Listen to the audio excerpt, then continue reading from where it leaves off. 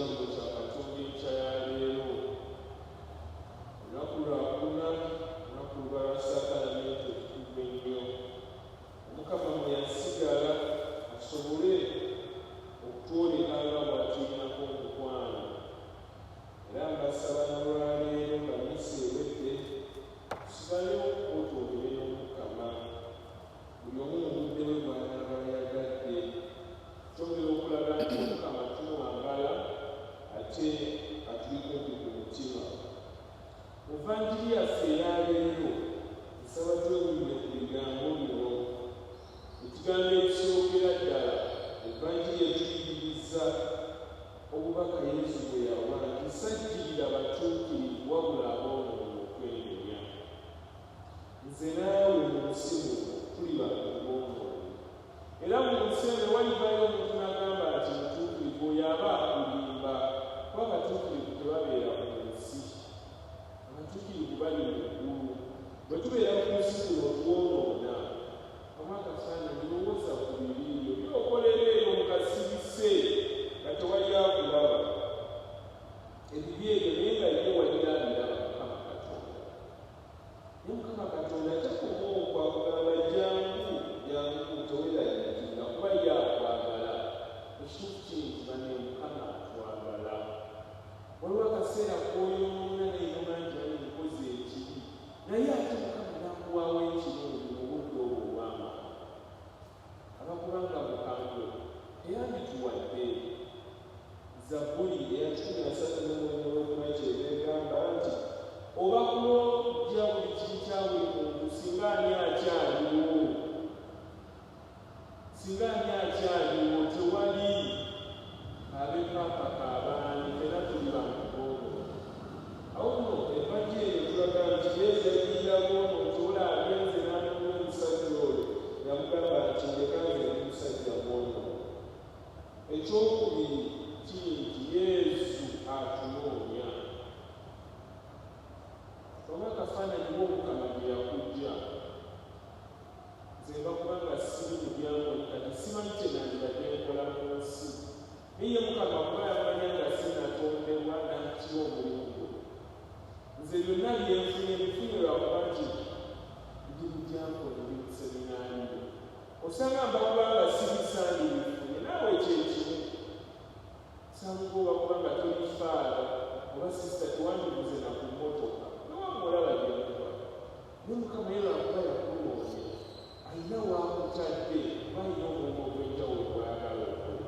Awo nno tebekweyalira ki Mukama byatukoledde. Ono amusanze ku lubalama n'amuyita n'amugamba jangu bikufuula omuvubi w'abantu. Nze naawe nabo Mukama atuyita n'atugamba genda ovubire abantu. Mu bikolwa byo ne mu bigambo byo ojja kukwata ku mitima gy'abantu.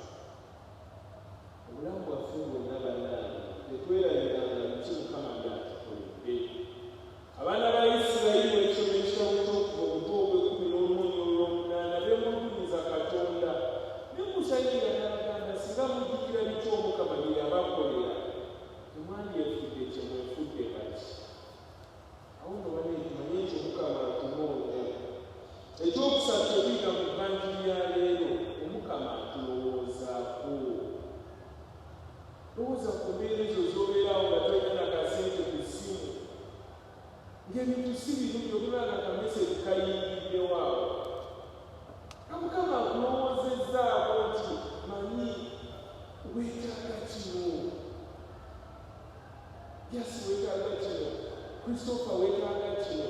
Sisita Namukula weetaaga kino. Mukama n'akulowoozaako mu ngeri enjawulo bw'obadde tokisuubira. Naye Mukama atulowoozaako. Ono amulowoozezzaako n'agenda gy'ali. Ng'asuula akatimba kasira net. Si yamusaba ekisebo nsaba nsula akatimba nedda yamugamba essuula yategeera ati wali ali Katonda. Awo nno Omukama mu kutulowoozaako tusaanye naffe okumulowoozaako. Funa omudde weegayirenga sakule bufuule emmere ya buli lunaku ebikola ebyekisa bikolenga. Teweetaaga muntu kugamba akolera kyewabula gwe nga Mukama bw'akulowoozaako naawe lowooza ku banno.